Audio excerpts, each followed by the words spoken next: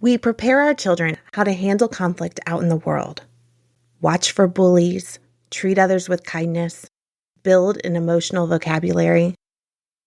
But what about when the primary source of conflict is at home between your children? Tune in today as we tackle the difficult task of addressing sibling conflict and the tools that can bring us to resolution. Welcome to Wondercast, a community collaborative podcast supporting families navigating the complexities of chronic illness. In this episode, I am joined by our incredible Houston team, Whitney Dubuisson and Danielle Coleman, child life specialists at our Wonders Worries Houston office. Solutions to sibling conflict might just be a little less daunting than you think. Listen in and let's see. This is Whitney and Danielle. Well, Julie, thank you very much for having me back on. It was such a joy last time we talked. I am Danielle Coleman. I am the child life specialist in the Houston office. I have been a child life specialist now for over 10 years, which I cannot believe that every time that comes out of my mouth. And I am a mom of two. I have right now, they are twins, both 4. My oldest is 8 months older. She is adopted, and my youngest is biological. Hi, thanks so much for having me, Julie. I have been a child life specialist for 14 years, which is wild. I'm married to my college sweetheart, and we have 2 kids who challenge me and humble me daily. So I have a lot of personal input into this topic for sure.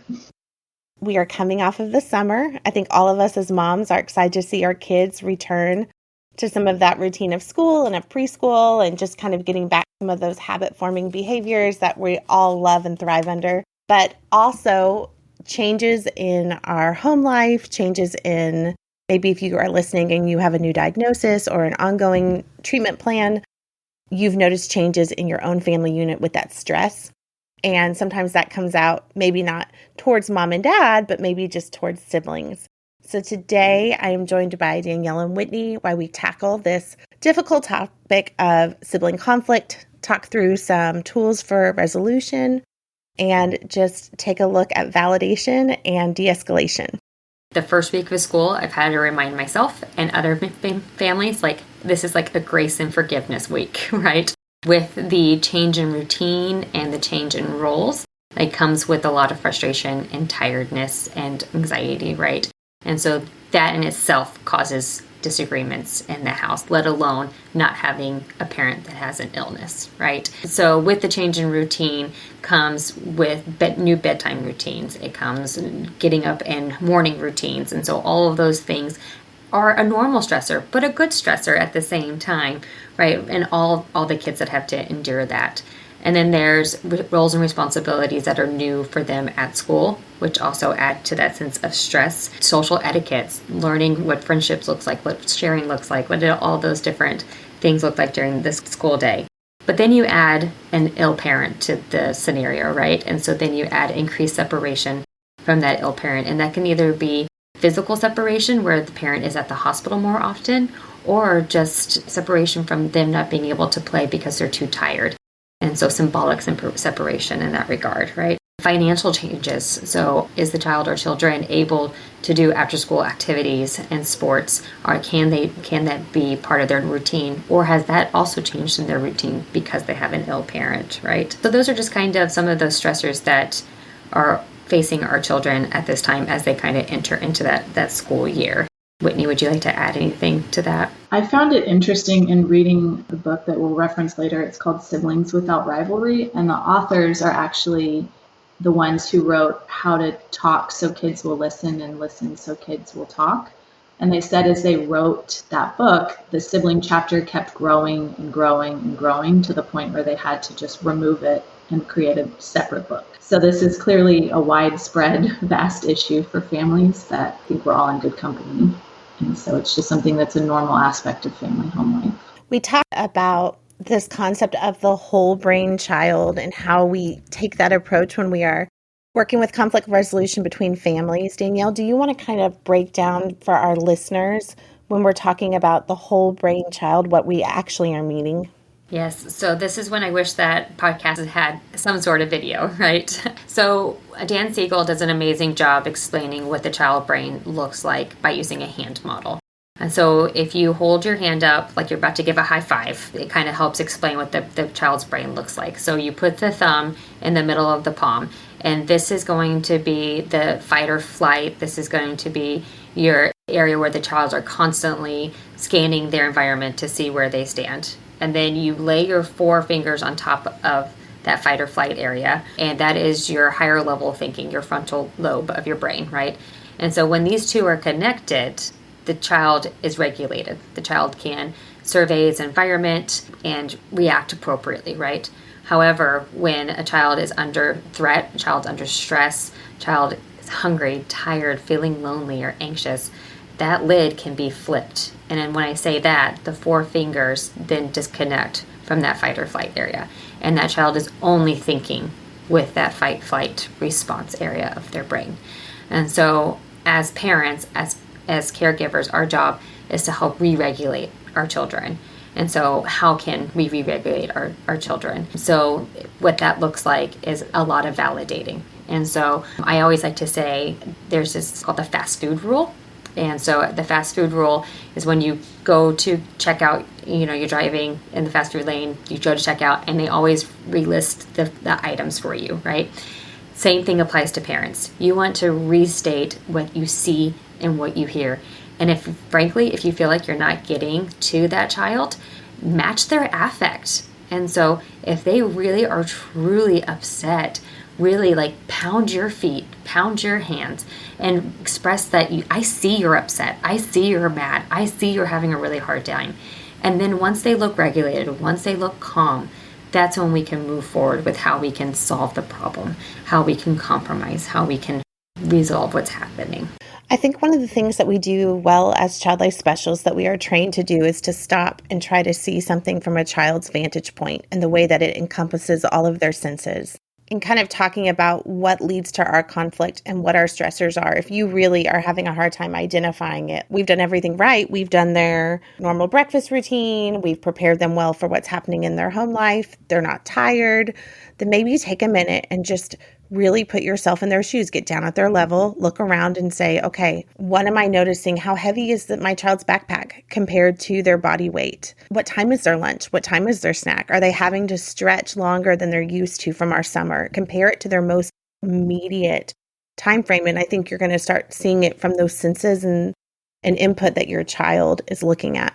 Something that we're struggling with in our household right now is that we can't parent every child the same. And Julie, I'm sure you know that with having 4 of them, that they all have to be parented very differently. And so knowing your child's love language and knowing how they like to receive love and give love can help you parent each child differently. I'll go over the 5 love languages, but then I'm going to circle back and kind of really target a couple of them, which can cause conflict between siblings. And so the 5 love languages are words of affirmation, physical touch, receiving gifts, quality time, and acts of service.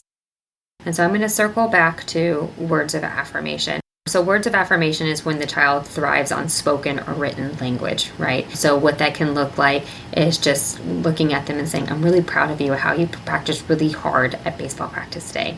Or writing a sweet note in their lunchbox. And so they get that every day. To your point, Julie, right? Like with that new school routine, is their lunch is being pushed back, right? Is lunch, that social etiquette and who I sit with and who I talk to could be a really challenging time. So a kid with words of affirmation, that can really go a long way in how they're coping and handling that day. So I want to focus on this one a little bit more when it comes to siblings bickering and fighting, because when we do praise that child, we want to make sure we're praising that child and not comparing the 2 children or 3 children.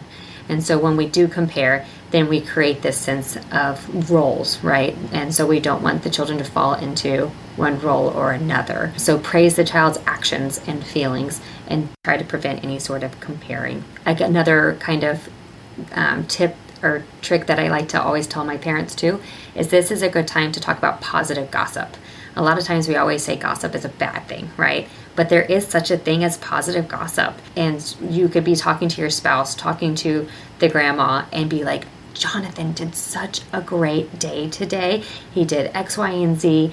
And Jonathan could just be in the room and overhear you talking about him, right? And that word of affirmation and not being said directly to him, but said to somebody else, can be such a bolster in how they feel about themselves. And then I want to circle back to quality time. Quality time for these kiddos is just sharing time together. And it can be anything. It can be cooking together, watching a show together, arts and crafts, right? This is where I think it gets tricky too with siblings. If one requires quality time and the other one doesn't, it can show a little bit of unfairness in how we're delegating our time out to our children. It can cause, again, that sibling rivalry and that sibling fighting. So those kiddos that do need that special time together, we recommend here at Wonders and Worries special playtime. So once a week, 30 minutes, uninterrupted, no technology, no phones, sitting down with that kiddo and just engaging in play with them, right? No siblings allowed, nobody else allowed at that time. Talking to your child that it's not going to be equal for both of you. You might both need different things at different times, and depending on the season of life, right? And then the other one I kind of want to mention too is acts of service. So acts of service is when the kiddo just loves being the helper, loves helping out that caregiver. And this one can go really far when you have an ill parent, right?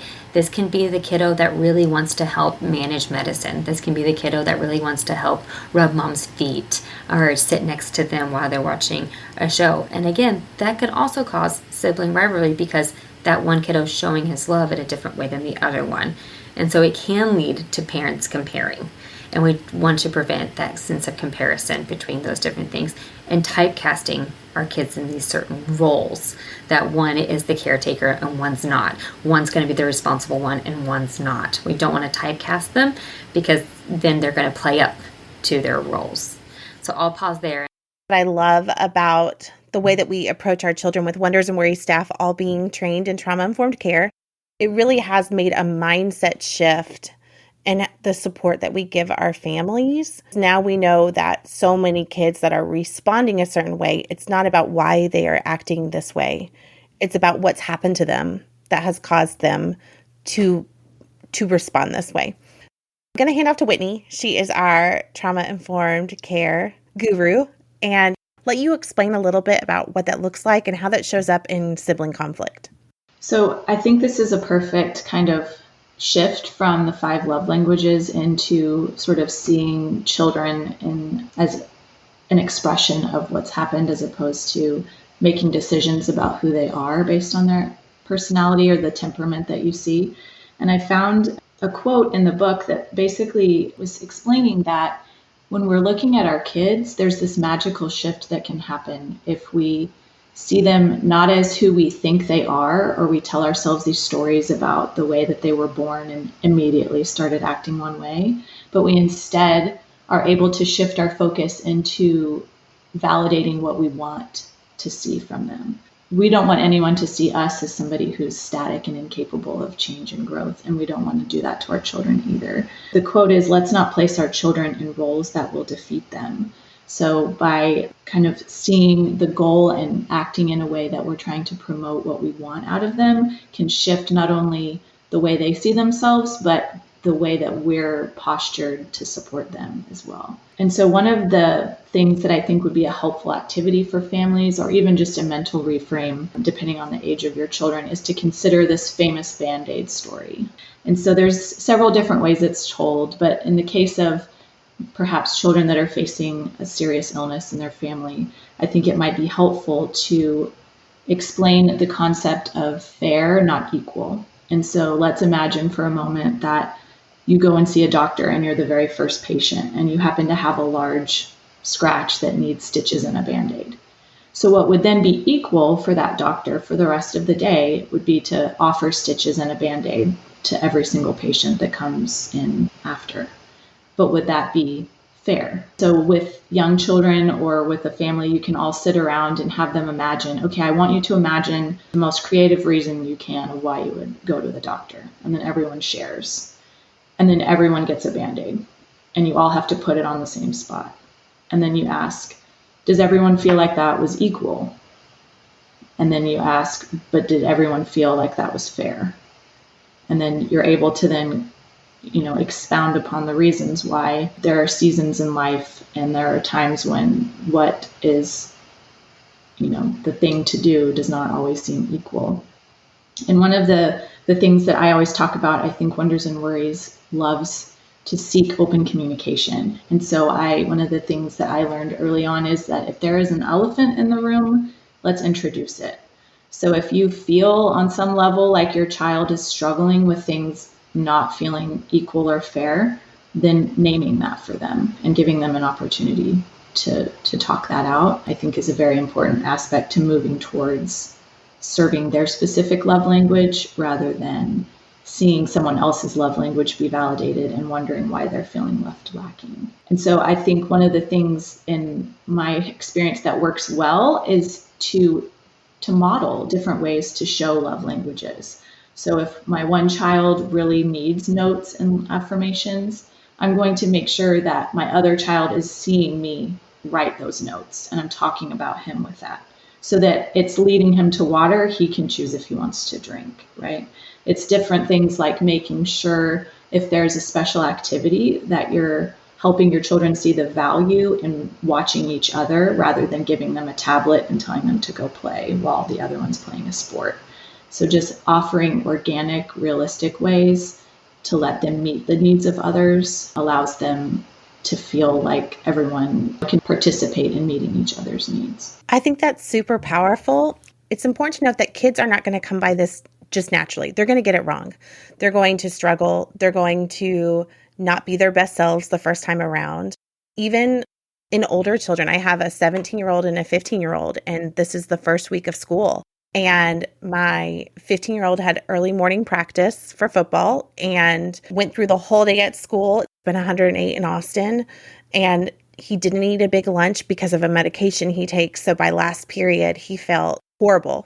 He had no glucose in his body. He was hot, and he actually left his class to go throw up and then went back to his last period class, which I wish he hadn't, but And then he came home, and as he came out the door to school, his sister drives him home, and she saw him and saw that he wasn't feeling well. For some people, their strength might be empathy, or that might be something that comes a little more naturally.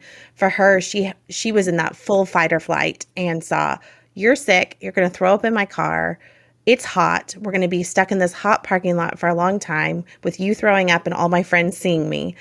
And she did not choose kindness in her response in that moment, and called me and was yelling and yelled at her brother. Well, then her brother didn't want to get in the car and wanted to go lay in the locker room for me to come pick him up. And so it was a huge cluster. But once we got away from that, we were able to later on in the evening circle back and talk through how that made that one person feel. And he was able to explain how it hurt his feelings and it embarrassed him and he felt rejected. And then his sister was able to explain how she was anxious and how she was uncomfortable and how she responded that way. And they were able to apologize. So I think it's okay to say, we have these tools for you. Trauma-informed care is huge. Love languages is huge, but it's okay if you don't get it right the first time, because there's always that space to go back. I think part of recognizing what is the most important thing for each of our individual kids is recognizing also when our individual kid is not capable of resolution in that moment. And that's hard. Like, I have one that wants to talk about it right away and one that does much better always if we circle back once their emotions calm down. So it's just different kids. We recognize as clinicians and as moms listening that this is a give or take.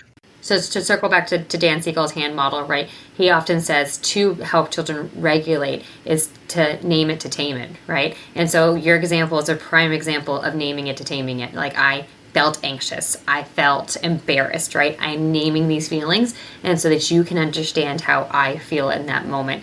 To, again, circle back to what Whitney was saying of helping children in that moment figure out where the conflict arose and where those feelings come. And I think it's an important kind of aspect of all of this to consider our own expectations and our own beliefs about what sibling conflict means or will mean in the future, or what it means about us as parents. And so we need to take a moment to regulate ourselves as well, and to give permission that this argument that they had in the parking lot does not mean that they won't want to be friends when they're adults, right? To release these expectations that we've experienced in our own childhoods or our own perceptions about things. And so we need to regulate ourselves and name that as well, to kind of root out some of these beliefs that we're holding that we're applying to our children as well. And that's hard. That's, to me, very humbling to be like, this is not about me. This is about them. This is not about my illness. This is in this moment about them, and that's okay. And I struggle with that, and I don't have a chronic illness that I'm just battling, and we recognize that that's difficult to do. Not all arguments are going to be based off the illness. They're going to have arguments just because of school stressors and because of life, especially coming off summer. So the main tool that I found it in both the Siblings Without Rivalry book, and then there's another podcast episode where it's a mom that says, I am not a clinician. This is just my own experience from my own therapy. And the activity that she does in order to then, there's a whole long list of different ways to reframe and to attack this. But her very first step is to have a family meeting, which can be triggering as well. So to consider all that means with it. And then to set intentions and expectations around this issue that everyone is aware of. I would say from a tick perspective, you want to prepare everyone, and Danielle will touch on this as well, where you make sure no one is hungry or already mad about something. If someone's suffering from anxiety, what can we do to have deep breathing or acknowledge feelings about that ahead of time? But without knowing what the common goal is, children are not jumping ahead to saying, oh, one day we'll be adults and we need to get along then, right? They're just in the moment reacting to what's happening. So if you can take a moment to then get everyone together, make sure everyone is regulated, and then have input onto what they think a family that is caring for one another and what they can expect from each other would look like, can then lead to being able to support each other better. From that, this is called The Lazy Genius, and it's episode 216, Navigating Siblings Who Fight. And so in her case, her family decided that connection and feeling emotionally safe are the priorities when it comes to handling sibling rivalry and conflict. And so she talks about this mental reframe of not being a referee, because when you're a referee, most of them can't even tell you who won the game because they're so focused on the rules. They miss the plot, they miss all of the nuance. It's just about rules. If you're a coach, your job is to be a connected, inspired leader who's seeing the bigger picture rather than the rules. And so if you, as your coach, have your rule book and your playbook in mind that's assigned before everyone's lids are blown, then you can then guide the narrative into a way that is more helpful. And the other one quick little shift is to, instead of jumping to being a referee, is to ask the simple question when you hear your children starting to escalate: do you need my help, or how can I help? Because it takes people's guard down a little bit by giving them a little bit of power in order to say, here's what I need, or here's what I want. So that posture change as parents can really help children not only normalize that communication breaks down and fights happen, but it normalizes accepting help, which I think is something that most people struggle with. But also how powerful to be like, I'm giving you guys choices to how to solve this, right? I'm going to treat you as an equal, both as siblings, but as a family member. We are a team. So how can I help you? Or what was the other one, Whitney? Do you need my help? Yeah, powerful. And also in the way that you say that. I know we have a 2-story home, and if I have kids that are fighting upstairs and I am downstairs, I'm yelling, what's going on? Or guys quit fighting, or even best case scenario, how can I help? If I'm screaming that from the bottom stairs, that's automatically sending them into this state of mom's upset or I'm going to get in trouble. So if you are physically able, go put yourself in their space in a quiet way, I feel like is the least intrusive way to help reach resolution, which is important. Sometimes I'm in a place where I can't step away. And so we are very fortunate that we have an Alexa, and I have an Alexa in their room, and I can drop into their room, and I use that as a tool. I use that as a tool specifically in the mornings. We have a lot of May children that do not like to wake up for school, and we'll go wake them up. They'll say they're getting up, and then they never come downstairs. And so instead of stopping what I'm doing, because it is very structured and limited in our time to get lunches going and breakfast going and folders signed, and it's more like using the tools I have, which in our case is a device where I can say, drop into this person's room. And in a calm voice, I can say, are you out of bed yet? Have you gotten dressed yet? And it's not me screaming at them because it's at regular audio level in their room, but I'm not having to go physically upstairs and be right in their space. So that's something that we have found that works for us. Obviously, it comes with tools and equipment and expenses. And so that may not work for everyone, but finding ways to put yourself in your child's space in a way that's not threatening, I think makes a huge difference. Well, and Julie, another thing about that is that you're not using the siblings in roles to say, you're down here, you're ready, go get your sibling, right? You're still using structure that you're in charge of doing that for them. So it decreases opportunities for rivalry and fighting. One of the things that helped me too is they outline 4 different levels of fighting. And that's something that I feel like I need structure and boundaries around, right? So if I'm going to offer for them to figure it out themselves, it needs to be within a certain level. Level 1 is just normal bickering, and the advice there is basically dissociation. Like, begin planning your next vacation mentally, let them handle it. When it progresses to level 2, it's where you start to offer that question, right? So everybody's still at a point where that question might actually be received without feeling like everyone's tone and lids are blown, right? That's an important parenting part of learning when to nip it in the bud and when it's past the point of some of these tools being feasible. So then level 3 is when things become possibly dangerous, right? So you see that, okay, things are starting to be thrown, or, we're in a situation that's not able to just be, they're not going to be able to handle this on their own. And then level 4 is where it's definitely dangerous. And so that is where you throw that question out the window and you separate them. And like you mentioned earlier, Julie, that we're going to circle back when we all can talk normally. But right now, the most important thing is to clearly state this is no longer safe and you need to separate. I think for me, who can tend to go straight to that authoritarian mode, in order for me to see that there are levels where that's not necessary, helps me to know, okay, but I still do have that as, kind of like a safety net if all these things that I'm trying aren't working. Something else that was stated in the book about level 1 too, Whitney, that I really enjoyed, because we, like you guys have both mentioned, we have to regulate ourselves to help regulate our children. And so at that level 1, right, they actually say, like, go to your happy place, pretend you're on vacation, so that you yourself don't get deregulated listening to the disagreement. Because at the end of the day, something I really wanted to comment on is that disagreements in a household or between friends is healthy and normal and okay. We want to rupture so that we can repair. And so when we have disagreements, it increases problem solving with our kids. It teaches them how to compromise. It increases communication and helps them identify and manage their feelings.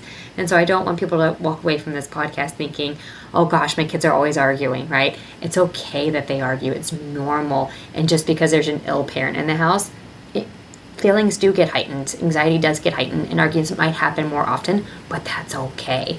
And I think I just want our parents to know that it's okay. What Whitney was saying with the trauma-informed care, what we experienced in our own childhood also does come out in the way that we parent our children. And I think that that is important to recognize, specifically if you are maybe an ill person or supporting someone who's ill in your family. You might have other people in the home helping with you. You might have other generations helping with you. And it's very different in the relationship that happens between maybe a grandparent and their grandchild versus the way a grandparent might talk to you or an in-law or something else. So recognize those stressors too, and know that, again, it's not going to be perfect. And it might take some circling back as the adults too to say, hey, this really made me feel overrun. This made me feel like you weren't listening. It's okay to take those same skills that we are trying to impart on your children and to use it in your own adult relationships with the people that are in your caretaking team. So back to Dan Siegel's hand model theory of when our child is deregulated and regulated. And so kind of to your point earlier too, Julie, when sometimes when our routine is going perfectly, right? Everything seems to be moving smoothly, but then all of a sudden we do have an outburst. All of a sudden we do have really big feelings in the house. And you're like, where did this come from? Something that I like to remind my parents of is HALT. And what does HALT mean? HALT means if a child is hungry, anxious, lonely, or tired, then this is not the time to have difficult conversations. This is a child that is deregulated and needs their basic needs met. And a lot of times, it often always goes back to Maslow's hierarchy of needs, not to introduce a theorist, but with Maslow's hierarchy of needs, it just states that like we can't thrive in life unless we meet those basic needs of food and shelter and love, right? And so a lot of times, like, to again Whitney's point, I myself want to go to that authoritarian parenting instantly, right? And it can be from my own childhood, it can be from my own baggage, but I need to tell myself, no, this is a time for snack, this is a time for snuggles, this is a time for these different things, and then I will circle back to the behavior that was unacceptable, and we will talk about it. I think a lot of times we have to remind our parents too, it's a compliment to them, right? Like the fact that our kids feel safe enough to be anxious, lonely, and tired around us, and let us be the punching bag. As hard as it is to be the punching bag, it's a compliment to us that they feel that attachment towards us. But to speak of the ill parent, though, too, you're more vulnerable to halt yourself, right? And so sometimes we want to regulate us as parents and to make sure that we can meet our children's needs, sometimes doing a self-assessment of halt on ourselves. Am I hungry? Am I lonely? Am I anxious? Am I tired right now because of my treatment? Is this a time that I can tap out? This is a time that I just cannot be your punching bag right now. And that is okay too, because you need to take care of yourself. And it's such an opportunity for repair, to use those words clearly and to speak your elephant in the room of, I haven't taken care of my body today. I need to get some water and I need a snack, and then I can meet you where you are. So modeling by clearly communicating openly our own vulnerabilities. And I do feel like the schools today do a very good job of teaching children at a young age that emotional intelligence, that language of I need, I see, I feel. And that helps so much when you can tap into that, because they are already familiar, especially if they're school-age children. They're familiar from their everyday school life. So if you tell them, hey, we need to take a minute and talk about, I see that your voice is very loud, and that tells me you are wanting to share your feelings. And just breaking down the different things that you see and feel and know about them, I think that makes a huge difference. So recently I had a new family where the dad's cancer is terminal, and they are aware that it is terminal, but the children are not aware that it is terminal. And because dad is worried about the future, and unfortunately the future without him, the whole family has let all boundaries go. So there's no bedtime routine, there's no morning routine, and in addition to the lack of routine, there is a bunch of excitement in the house. We're going to Disney this weekend, we're going to the splash pad the next day, and we're constantly moving and going. And so we change routine from summer, go, go, go, to now school and go, go, go. And they're noticing more outbursts at home, more sibling conflicts at home, and not understanding the why. And so having to sit down with them and tell them that children thrive within boundaries. Frankly, everybody thrives within boundaries and routines. And when we don't have those boundaries and we don't have those routines and we go, go, go, then we're creating this sense of fight or flight within the household, right? Of like, what's next? What's going on? What's happening? And it can be a good stress, right? Like, I'm excited to go to Disney, but I'm also anxious about going to Disney. And because I'm anxious, I'm acting in this way. And because I'm acting this way, it's causing sibling rivalry and meltdowns in the house. And so how can we find the balance of creating positive memories within boundaries, within routines, and within structure? And one of the kiddos' love language was quality time. And so introducing the special playtime, just 30 minutes a week, made a huge difference for her. She didn't need the gift-giving love language of going to Disney. She needed the love language of quality time, and that made a huge difference and created positive memories with the ill parent. So I think in thinking through, we're all going forth to try and meet our children's needs in a fair way and not an equal way. And so I'll leave you with this quote to think about. It says, "To be loved equally is somehow to be loved less. To be loved uniquely for one's own special self is to be loved as much as we need to be loved." So just to remind yourself that equal is not the goal, but fair and unique is. I don't think that there is anything more powerful than feeling seen by the people that you love. And By loving someone uniquely, those children are able to feel seen and valued. Thank you for tuning in to our podcast today. Please subscribe and continue to check back as our content is ever evolving.